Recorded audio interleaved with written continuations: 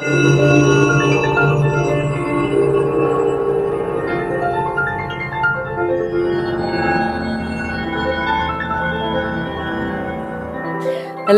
it's fabulous having all of you back with us. Today we will be looking at the subject of higher purpose. As you know, we have been taking up various topics in the series entitled Karma, Destiny and Choice, and it is my honor to be interviewing Sister Denise from the Brahma Kumaris. Hello and welcome. Hello, thank you. So, higher purpose. As I ruminated over this topic, what I thought of is how us humans tend to be.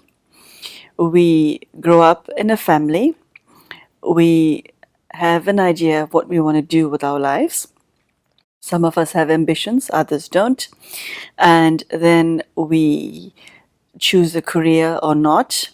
Then we create a family or not. We rent or buy a house. We take public transport or get ourselves a car, and we go from decade in to decade out like that. And at the end of that, if you manage to go through all of that until 60, 70 years of age without serious illness or nothing bad happening in inverted commas, we consider that to be a very good life indeed. So from a spiritual perspective, that's ordinary, isn't it? It is ordinary, yes. Yeah, and whilst ordinary was okay in the past, somehow it's no longer okay to be ordinary. I think it's something else going on. It's perfectly okay to be living like that. Almost everyone lives like that. But there are some people, especially people who are interested in the spiritual aspect, they're also interested in meaning. And when you're interested in meaning, then you're interested in purpose. So you raise this question, what is the purpose of my life? It has to be more than just getting born, getting married, producing children and dying. An animal can do that. When it comes to the question of higher purpose, how does one establish what one's own higher purpose is? You may or you may not be interested in a higher purpose. I think it's a minority of people who will think like this. In a way, it's an unusual thing. For the majority of people, there's no question of going beyond what's laid out for them, basically, at their birth. But I think also people who have the privilege of freedom, enough money, education, freedom of movement, you start thinking about what's life about. And pretty soon it will take you to the meaning and purpose. And then you look at yourself. What is the meaning of my life? What is the purpose of my life? And if it's just ordinary, do I want to do it or not? I think that people who start thinking deeply and come up with the idea of meaning and purpose, they are the ones who are going to say, well, now there has to be more to it than just this. There are many individuals who have God in their lives in some way, in some meaningful way. When it comes to higher purpose, is that not their higher purpose in the context of their lives? What they do, say, for example, every Sunday. Yeah, I mean, each one's higher purpose is their own. So it's an individual quest. Very much, very much. You can't dictate, oh, you should have a higher purpose than what you've got. What is that? You can't do that. It's for the self, with the self, by the self. It's nobody else's business. It's between me and myself. Given that one of the aims of this series is to help individuals open doors to their minds that they haven't hitherto thought of, what is a higher purpose that creates what you call good profit for the self? Let me talk to you from my own personal journey. because over the course of many, many years, there are times where I sit with myself and just reassess everything from A to Z. And I look deep and see, okay, what am I doing? Where am I going? What's happening? What do I want? And I am quite happy to say that any time I analyze myself, my conclusions are always the same. Part of it has to do with recognizing, okay, I'm an artist, I'm not a bureaucrat, I'm basically more like a philosopher, I'm not a devotee, I'm not really a family person, I'm a loner, I think I'm an adventurer, I am very what you call eccentric, which is okay if you're English. A lot of English people are eccentric, so I'm a very eccentric English person. I also came to see myself as a project person, that I operate project by project by project. And so the projects that I take up, they have to have meaning. And so my higher purpose is partly invested in that what I do or what projects I take up, they correspond with who I am. So what I do and who I am knit together very well. I will not do something that doesn't correspond with who I am. It's impossible. I'm very much a person who loves freedom, and so because of that, I have a tendency to do projects with a very small number of people working with me, very small, the absolute minimum. I'm not a person who's part of a gigantic number of people who are going in X particular direction. I'm not a crowd lover in any way. I'm a loner. So as you analyze yourself and you start to see what's important, to me what's very important, I must be right with myself at every step. I have to be aligned with what God stands for. Nice. Very nice. Explain that. What does God stand for? God stands for truth. God stands for deep meaning. God stands for the big picture. I'm definitely a big picture person. There's no question of cheating or trying to take advantage of some situation. If I choose somebody to work with, the most important criteria is that they are honest. If somebody's not honest, finish very fast, very fast. That also has resulted in people in my life being people who really correspond with these, you can say ideals if you wish, but they're realized ideals. They're down to earth. I'm a very grounded person, so I can soar as far as you want without losing contact with the ground. This self-analysis, I think, is helpful in identifying, okay, what am I for? Well, I'm not for nothing. I am for something that has a lot of impact and beneficial impact. I don't need to be famous. I don't need to be recognized. I don't need to be appreciated. That's not what I'm about. But I need to use my energy to make what I think is important reach where it has to reach. So I'm a communicator by nature, and so what is important for me comes out in words. I write, I talk, I think. The intellect is very important, the mind is extremely important, the heart is extremely important. I think I live in the dimension of the mind much more than in the dimension of the body. Yet I'm still very connected with the body. I know exactly if it's ill and what's wrong or something like this. I'm not out of touch by any means. But I go up there and out there.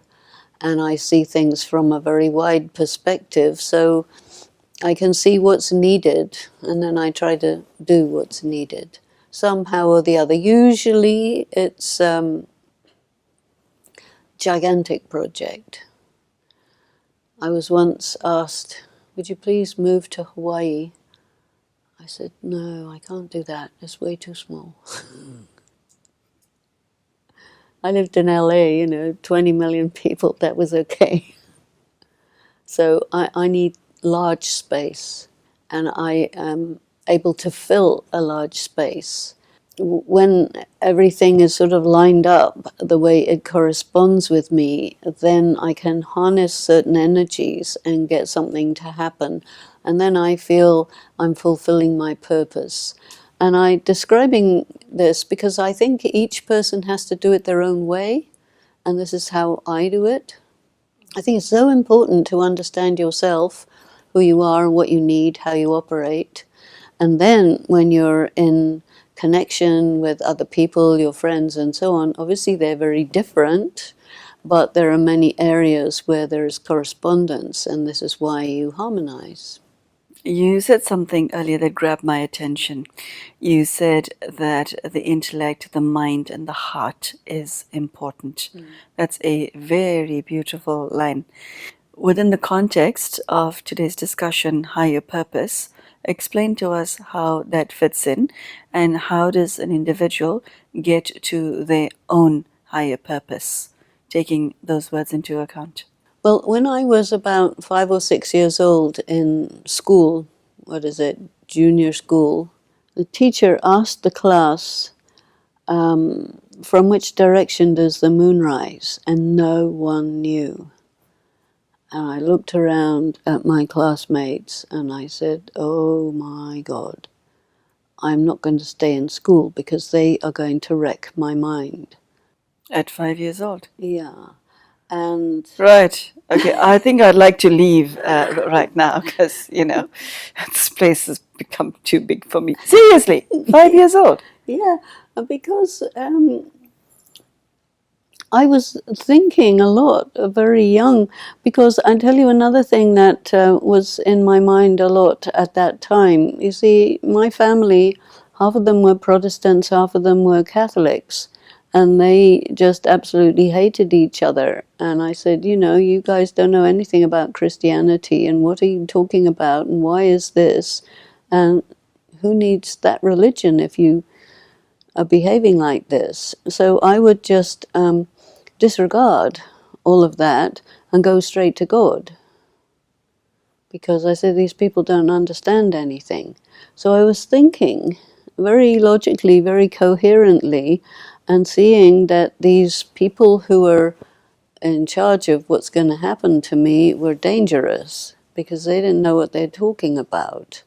So I thought, what I need is I must be self-educated, and I have my own connection with God, and somehow I have to navigate with all these people, but really knowing that I'm different.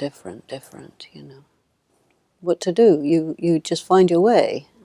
Although the Brahmakumaris teaches spirituality in basically a certain way to everyone who comes to the meditation center, what I've now learned from you is that as far as spiritual education is concerned, there is no one size fits all, is there?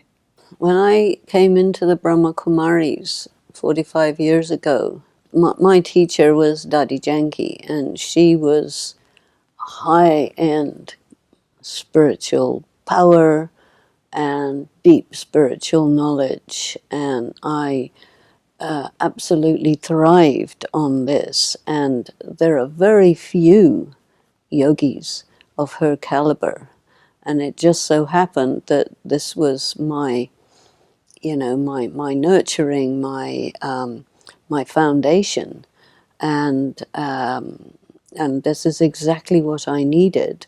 And at that time, there were hardly any other people, and so it was just her and myself and a small number of other people, and we were just sitting there taking this incredible material, incredible discourses that she would give, an interpretation of the spiritual knowledge and deep stuff that absolutely grabbed my attention. And because of that, I am the way I am now. So if you have an extraordinary teacher, this can also carry you forward really well. This begs the question.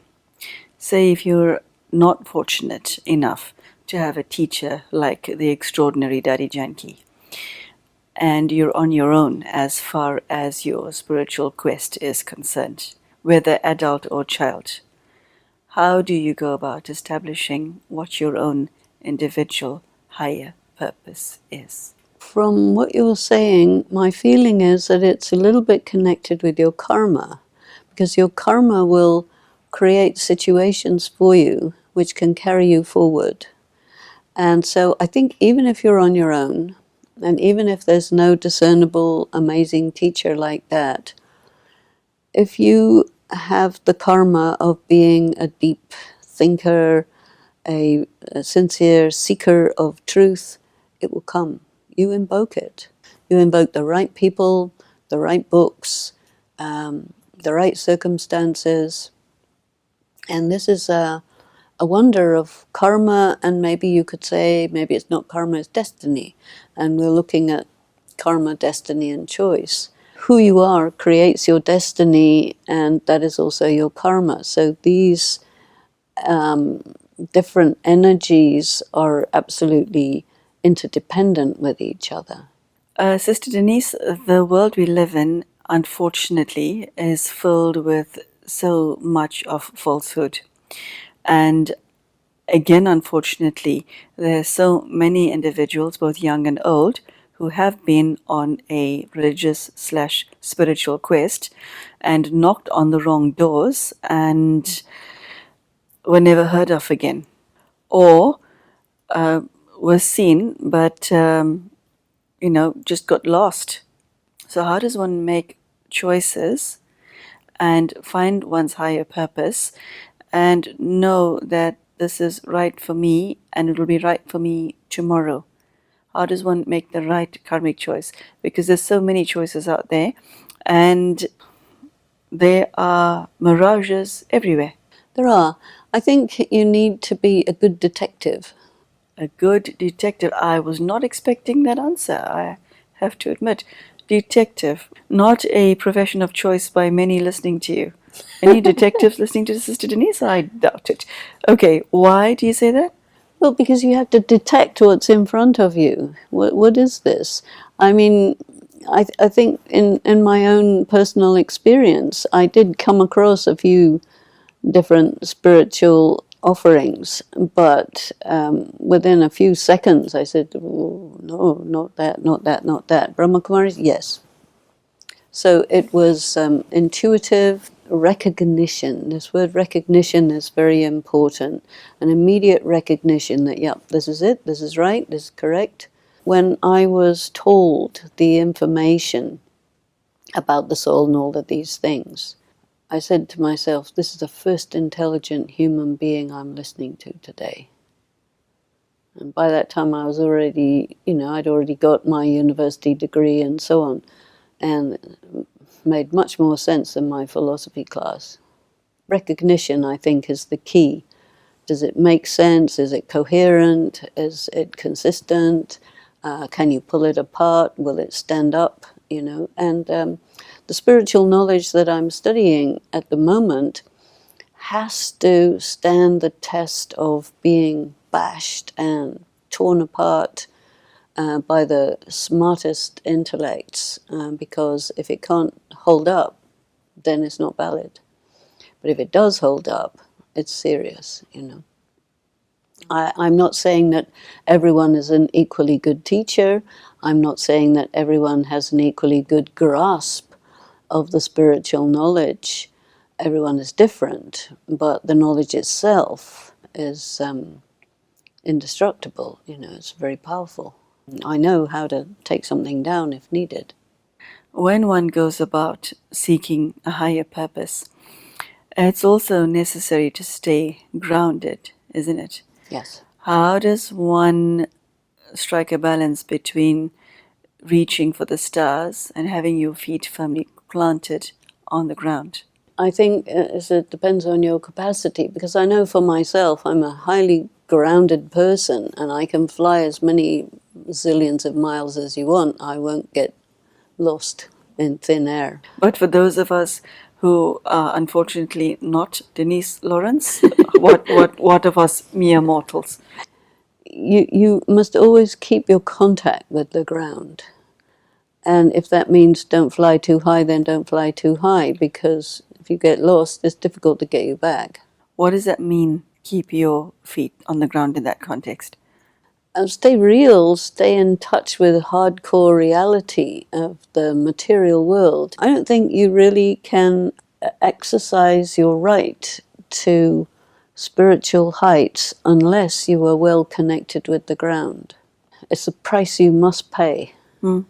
I have met a number of individuals and have also read about a number of individuals who looked for a higher purpose in response to their pain.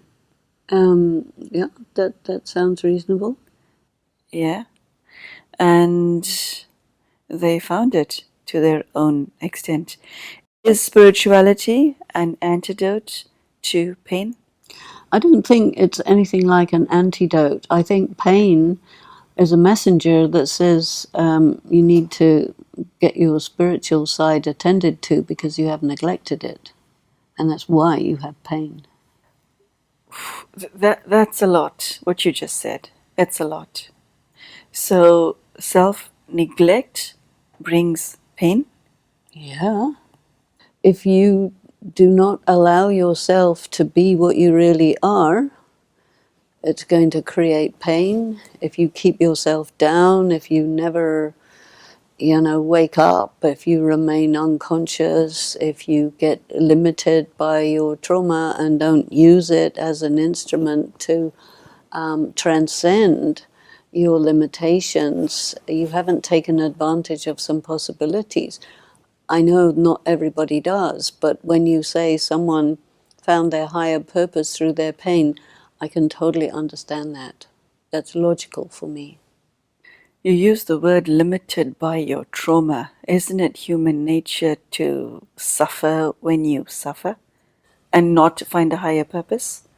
Just succumb to the pain? Isn't that human? It is human, but there are so many humans who don't, that I would say that it's not just human, but it's an option. But you don't have to succumb to your pain. Your pain is an opportunity to go to a higher level if you know how to use it. And maybe someone hearing us talking like this might look at their pain and say, "Oh, I didn't know you were a springboard. Let me jump."